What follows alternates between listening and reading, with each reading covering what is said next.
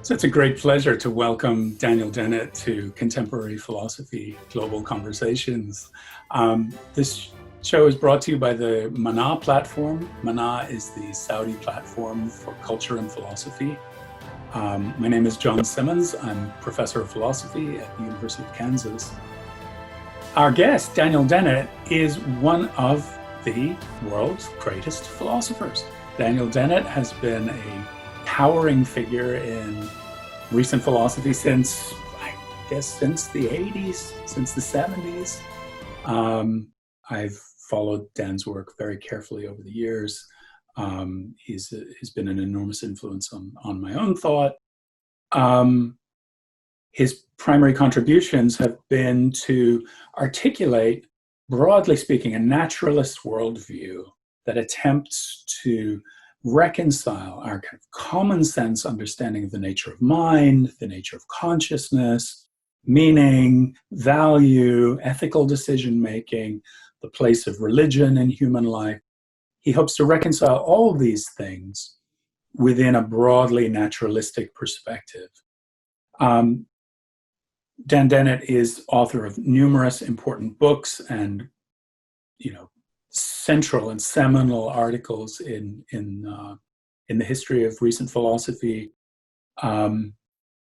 He's currently professor at Tufts University, where he has been for most of his career. I'm extraordinarily grateful, Dan, to talk with you today, and I'm eager to just hear you speak. So I'll be quiet now and ask you maybe to begin by telling us about this broad project that you have. So sometimes you say that it's ever since your dissertation with, you could tell us about your dissertation, that you've been engaged in broadly the same project over the entire span of your career. For more than 50 years. It all started when I was a graduate student at Oxford, talking with some of my fellow graduate students, and we were talking about that strange thing where your hand goes to sleep. You rely on your hand wrong, and you've got this dead hand, and it doesn't feel, and you can sort of flop it around. And what the heck is this all about? And I said, well, I don't know exactly. It must be the nerves being compressed, and I began thinking about it in physiological, anatomical terms. And they looked at me as if, what was I doing? I mean, this is a philosophical question. And I thought, no. We can't just sit here in our armchairs and answer it philosophically. There are philosophical questions here, but the way to answer them is, first of all, to find out the state of science at the time. And that was really a turning point for me right there in graduate school. I hadn't been really interested in science much as an undergraduate, but I became an autodidact in brain science. They didn't even call it neuroscience back then, and that's how it started. And the overarching question is the one that Wilfrid Sellars, great late American philosopher, articulated. He said the goal of philosophy is to explain how things, in the broadest sense of the word, hang together in the broadest sense of the term. And that's right, because think of all the things there are. There's electrons and atoms and molecules and nerve cells on the one hand, but there's smiles and ideas and dreams and hopes and poems and music. How do we get from the things of our everyday world, the things we see and interact with, the tables and chairs and sounds and sunsets, to the scientific image? And I now see my goal over all these years as trying to answer Wilfrid Sellars' question. Mm-hmm. How do things hang together? What's the relationship between consciousness and your brain, what's the relationship between ethical values and the evolution of society. All of these have been tackled in the course of my work. Dan, when I think about, I mean, it's beautiful the way you put it together, and the Salesian point is really enlightening here. When I think of the arc of your overall work, I think of your two teachers. I think, or two big figures in your career. One, of course, is Quine, and the other is Ryle. So, when you're at Oxford, the influence of Ryle is maybe one of the sort of important poles, right? So Gilbert Ryle was a great ordinary language philosopher. And in many ways, I see over the course of your career, Ryle's influence repeatedly playing out. Your view of the intentional stance, etc. There's a very deeply Rylean element to that. Your sort of critical relationship to behaviorism, your way of kind of arguing for rethinking certain concepts in ways that admit of empirical treatment is often, I think, deeply influenced by ordinary language philosophy. On the other side, though, there's Quine.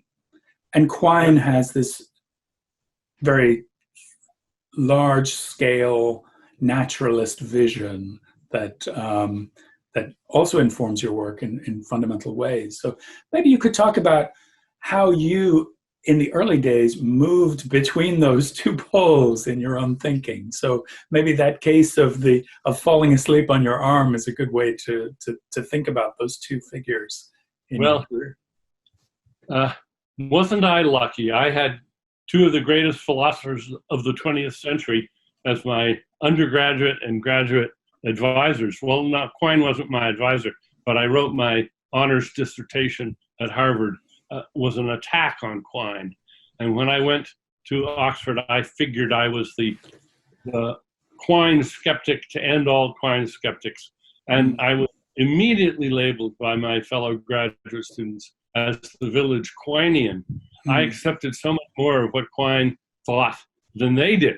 So I ended up appreciating him more from seeing all the points of his that they didn't get, which I thought were deeply important. So you're right. Quine had a wonderful systematic attempt at naturalism. One of the things I learned from both of them is neither one of them ever wrote a boring sentence. They were both very good writers.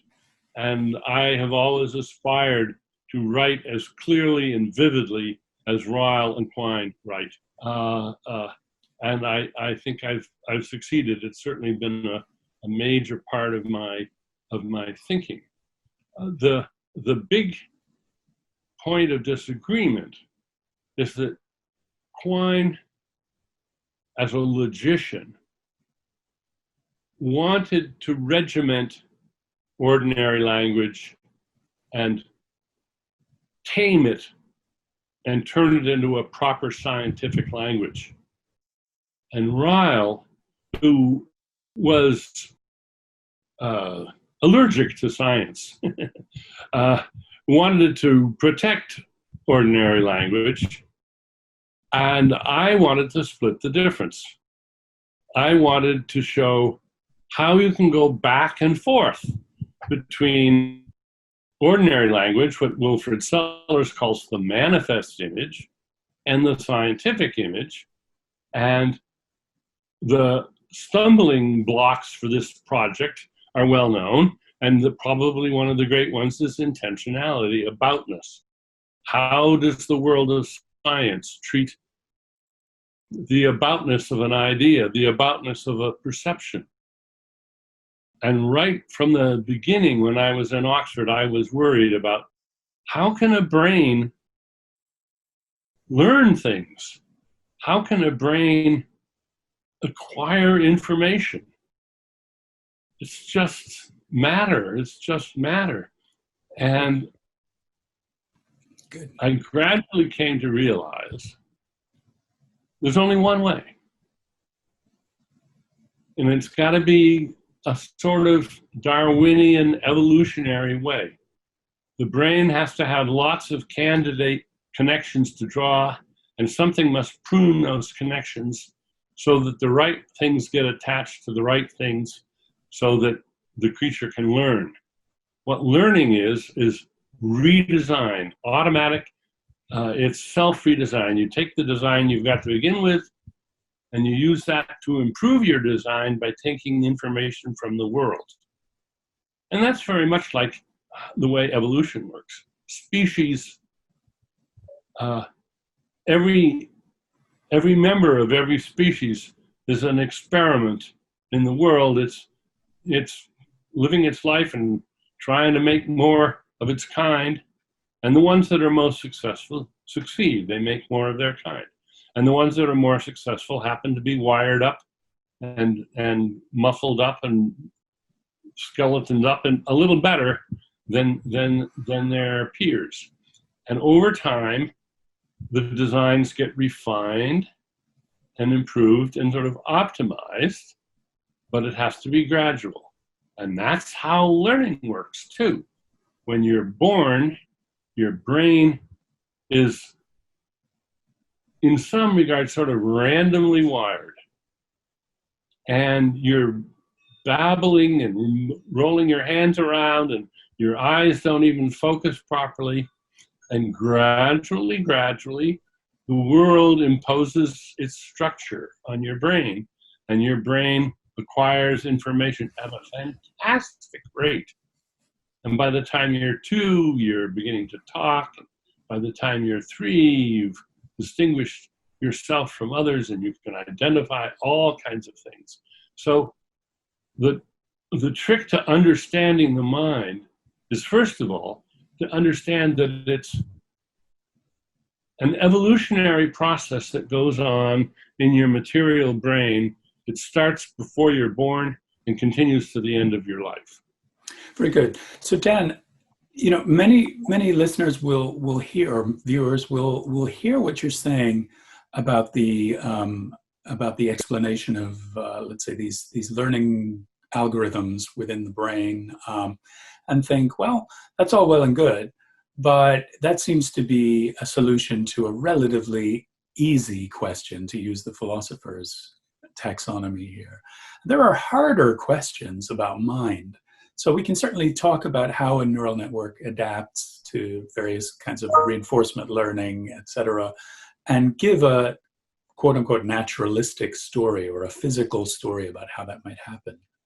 But if we ask, for example, as philosophers have, into, let's say, the qualitative aspects of experience, let's say my experience of the taste of the coffee, for example, this morning, the way I taste the coffee seems to elude that kind of explanation. So we could maybe challenge the naturalist to give an account of conscious experience, to give an account of qualitative experience that would genuinely explain the what it's like for me to taste coffee or to see red, etc.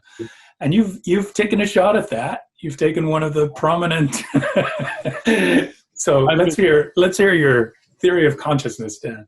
Yes, I've been battling this for half a century. Yes, and the big mistake that people make is that they conceive of this as an inner show in their head, where they've got aromas and shades of blue and sounds. And I mean, it's a very powerful image. I mean, if I ask you to just hear, the Star-Spangled Banner in your head, America's anthem, or some tune that everybody knows, "Oh Susanna," you can hear it, and it's in a key and at a speed, and you think there's a sort of a little band going in your head. Well, there isn't a little band any more than that there's a little band on a DVD. You can have representations of sounds that don't make noise. And what happens in your brain is the representations of colors and aromas and so forth that are recognized by things in your brain that have been designed to recognize them. So we have to get rid of that image of the inner movie theater where it all takes place. There is no, I call that the Cartesian theater. And there is no Cartesian theater in your brain. What there are gazillions of capturings of information by information capturers. And they feed each other and they produce a whole body, whole person illusion, which is what Sellers calls the manifest image. That's why we see colors. Okay. Now, atoms aren't colored. Yeah. Color can only be described in terms of its interaction with a color vision capable organism.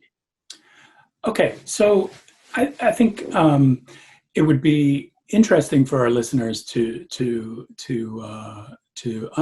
maybe to understand more clearly this idea of consciousness as a kind of illusion. To think about the self that's the subject of that illusion. So, yeah. I mean, if you're saying that my experience of the cup of coffee is, my experience of the taste of coffee is maybe the illusion generated by systems within me that tell me I'm drinking coffee, and that there's no distinctively qualitative experience present. Our viewers might wonder, well, who is the subject of this illusion? Like, why?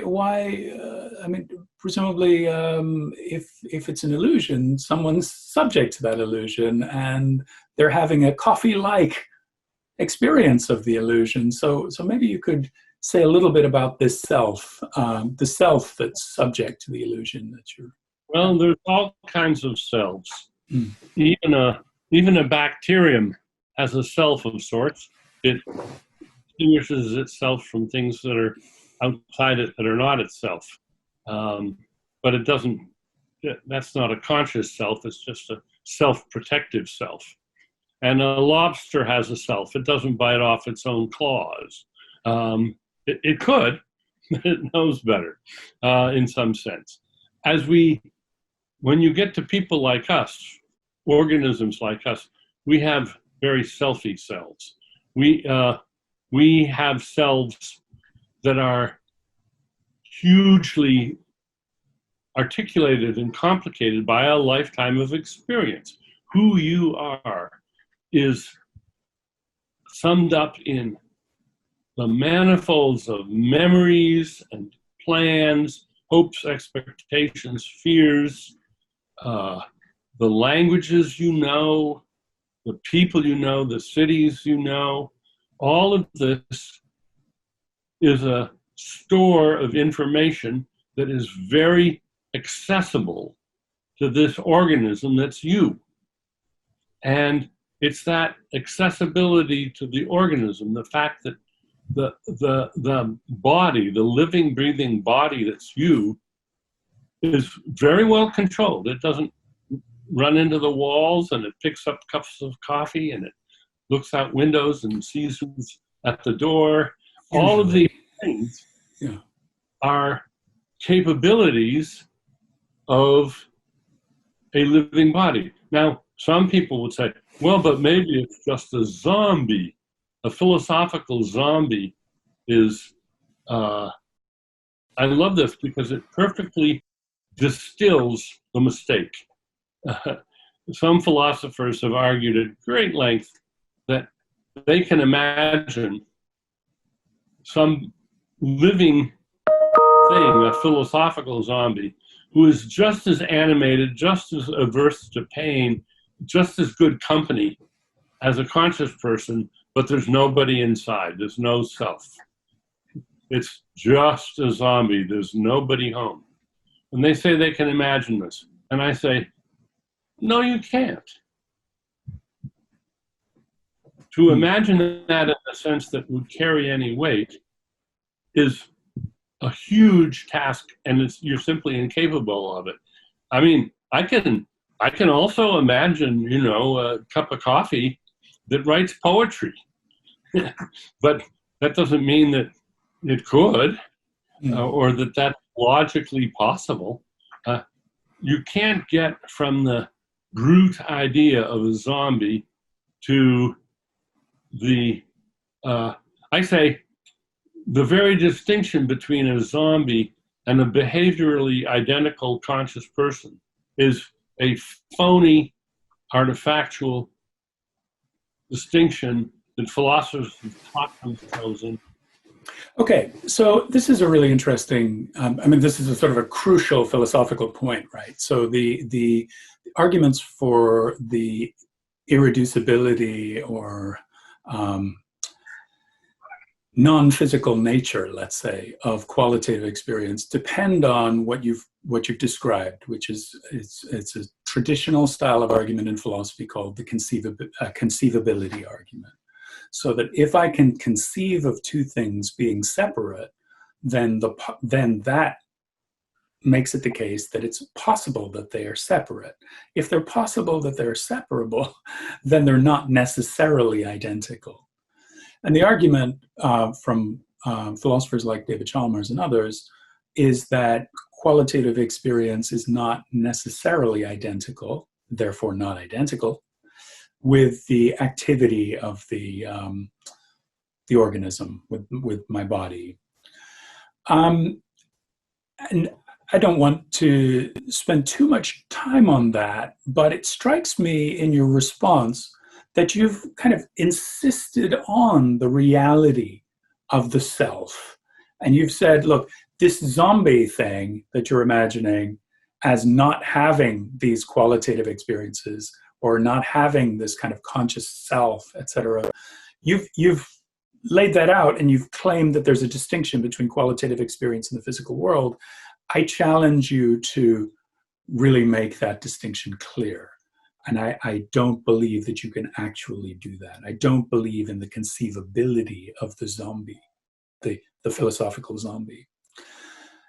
And what I hear in that, Dan, is a striking commitment in some ways to the reality of the self and qualitative experience that, might surprise people, is that you really do believe that I exist as a person, as maybe an emergent property of this organism, etc. That, it's not that Dan Dennett's been denying the existence of Dan Dennett over the years. It's that Dan Dennett is thinking of Dan Dennett or John Simmons as an emergent being. So I'm curious if that's maybe this is wishful thinking on my part as an emergentist. But if that's true, then what kind of reality is that? That's wonderful. Perfect question for me. What I've said over and over again, and somehow a lot of people just won't believe me. I say, yes, consciousness is real. It's just not what you think it is. Yes, free will is real. It's not what you think it is. And there's this wonderful quote by my friend Lee Siegel, a philosopher and magician at the University of Hawaii, who wrote a book on Indian street magic. And he says in a coda, I tell my friends I'm writing a book on magic. And they say, real magic? By real magic, they mean thaumaturgical acts and spells and so forth. And I say, no, not real magic, card tricks, sleight of hand, and so forth. In other words, the real magic is the kind that isn't real. The kind you can actually do is not real magic. And I think, right, if you think consciousness is real magic, then I'm saying that consciousness doesn't exist. But I'll tell you what consciousness is, it's a bunch of tricks. If you think that free will is real magic, right, that doesn't exist. But if you want to know what does exist, and which in fact does all the work that free will does, I'll tell you. So my motto throughout all of this is, yes, these things are real. They just aren't, they don't have the properties you think they have. Mhm. Qualia are not ineffable, intrinsic, qualitative states. They are richly information holding dispositional states of almost unimaginable complexity, which, because it's almost unimaginable, we sort of blur in our thinking and treat it as a single property. As I said, if our vision were as grainy, as low resolution as our smell, our sense of smell, when a bird flew by, the sky would go all birdish. You'd say, oh my gosh, the sky is birdish. And we would think, we would have a sense that there was a property of the sky, it was birdish. And it's an ineffable property, but I know it's birdish because we just can't see the detail. Excellent. So if we think then about these selves and feelings and et cetera, and we want to say in some sense that, you know, these emergent phenomena, I would say these emergent phenomena are as real as almost anything. They are as important as almost anything, et cetera, et cetera. How would you regard, let's say, questions about, for example, value and the relationship between value and the scientific image? So one way of understanding what you've been saying is that your project has been to reconcile common sense and scientific inquiry. So our common sense experience of the world teaches us that there are people, there are selves, there is conscious experience, et cetera. Our scientific image of the world doesn't obviously have room for those things for various reasons. And part of the project of philosophy in the second half of the 20th century, and you're an eminent representative of that, was to reconcile science and common sense. So what then do we do about value? So presumably, you know, one of the reasons we care about the reality of something like the self or consciousness is because we think it's important. So how does Dan Dennett think about importance in relation to the scientific image? Well, as usual, I think about this in somewhat evolutionary and historical terms. There was a time when our distant ancestors didn't have language and weren't civilized. They were wild animals, like chimpanzees and orangutans and bonobos. And I won't go into details, but gradually a subset of those, our more recent ancestors, developed into hominids, and in the process developed habits and attitudes that were strikingly different from those of other animals. And when language arrived, the prospect of using language both to order and to obey and to promise and to condemn and to scold and to warn, to do all of these important things, this all evolved. And what I'm telling really is the story that Hobbes told long ago. It's that the state of nature, life was solitary, poor, nasty, brutish, and short, and there was no morality at all. There was a kind of value, but it was only the value of staying alive. You know, if you got enough to eat and made lots of offspring, that was it. There were no other values. But once we got language and community, a new kind of value arose. Now, that doesn't make it good. It just makes it present and natural.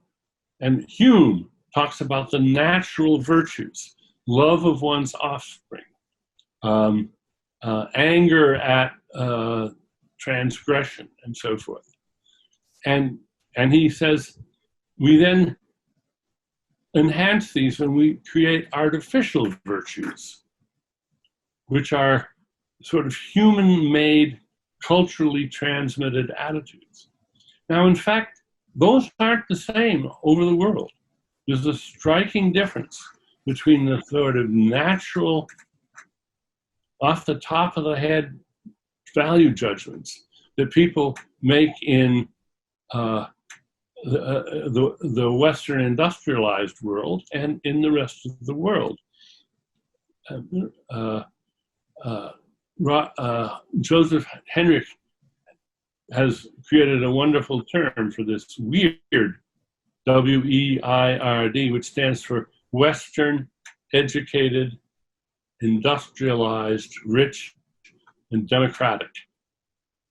The countries that have been that way for hundreds of years, not thousands, but hundreds, have a very clearly different set of naturally transmitted and ingrained and expressed attitudes to questions of morality that are not shared with a lot of people who aren't weird people like you and I. And this comes out on all sorts of scales. And it's where all of the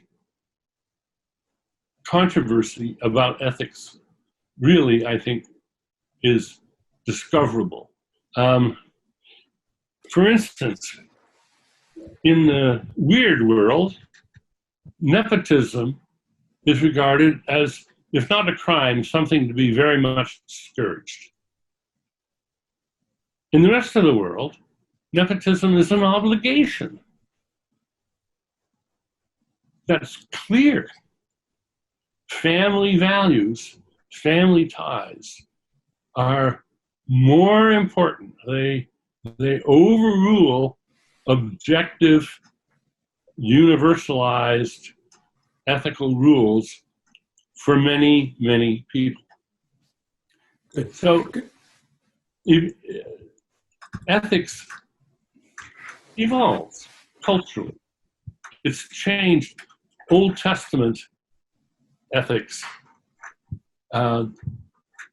Judeo-Christian ethics is quite different from Islamic ethics. And the ethics of the Western world now is very different from Old Testament ethics. So it's very, if I may, Dan, I mean, one of the questions that immediately arises to me, hearing this way of your accounting for what we could call ethical behavior or ethical decision making as a kind of a natural phenomenon, is that our first response on reflection is to try to adjudicate between these competing conceptions of what's right and wrong. And I wonder how the naturalist thinks about the position from which we adjudicate those differences. That's a good question, yes. No, and I have an answer for it.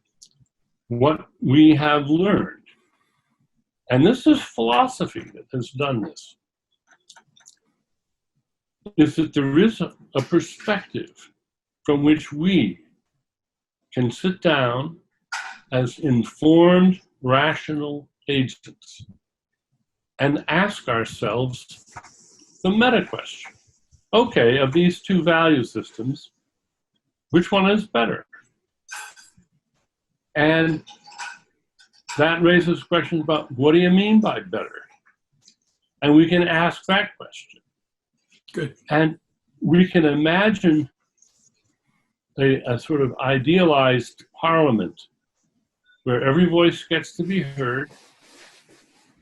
If there's something that your people think is taboo, absolutely unforgivable, and the rest of us don't think so, you have an opportunity and an obligation, really, to try to convince us that you're right. But you can't use arguments from faith. You have to use arguments that will appeal to the common cause that brings us together in this parliament. Yeah, the question of, the kinds of assumptions that drive that kind of claim, let's say the assumption or the faith in the possibility of rational persuasion, the faith in the sort of fundamental tenets of science, are also topics we could talk a lot more about going forward. One question that I ask guests on these conversations is concerns the future of philosophy, and we're thinking about, for example, young people who might be curious about philosophy, learning a little bit about philosophy, and not sure where to go or what to do or how to think about the proper task of philosophy. And I ask my distinguished guests to speak to that person and tell them a little bit about what they hope for the future of philosophy, and how they would sort of encourage someone to embark on this trip. Oh, good, yes. I've thought a lot about this, really. And I think the key is that philosophy is about questions. If you don't know what the best questions to ask are, you're doing philosophy. Once you figure out a good question to ask and why it's a good question to ask, then you go and you try to answer that question, and you're doing history or astronomy or physics or biology or geology or engineering or something like that. But there are plenty of issues where we're just not sure if we're asking the right questions. That's where we're doing philosophy. And there aren't any boundaries. It's a sort of shockingly open-ended, there's no rules except reason, but those rules are also controversial. So I think that every field of inquiry, whether it's literature or history or medicine or science, has at the cutting edge questions. Sometimes they're ethical questions, sometimes they're just where do we go from here questions that they've postponed answering. And so there's philosophy to be done at the cutting edge of every field. That's why philosophy is so much fun, is because we get to deal with the questions that stump the experts in those fields. The only way you can do that responsibly is you got to learn enough about the field so that you don't come in and just start bumbling around and misunderstanding what the project is. So my advice to young people who have that urge to be philosophers is you got to be a philosopher of something, and not just a philosopher of philosophy. Pick a field or two and learn enough about them. Be an interdisciplinary expert if you can. And then your services will be sought out because they know they haven't had time to figure these things out. I asked one of these questions to brilliant young neuroscientist a few years ago in his lab in New Jersey. And he said to me, "Oh, Dan, I don't have time to think about that. I just have to run experiments all the time." So there are those questions. And another way of looking at it, though, too, is the reason you have to study the history of philosophy is that the history of philosophy can be viewed as the history of very, very, very smart people making mistakes, asking the wrong questions. And if you don't know that history, you're going to make those mistakes because they're very tempting. Or you're going to miss their insights. Absolutely. But I love to watch scientists who think, I don't need philosophy. And first they make Hume's mistakes, then they make Kant's mistakes, and then they make logical positivist mistakes. And eventually you can bring them around to see that they've made mistakes, and they say, well, then what is it? They said, no, you're doing philosophy. Excellent. Dan, this was an extraordinary privilege for me, and as you know, I've learned a great deal from you over the years, and I think it's really great that you were able to share this with our audience today. So I thank you again for your time, and wish you all the best. And thanks again.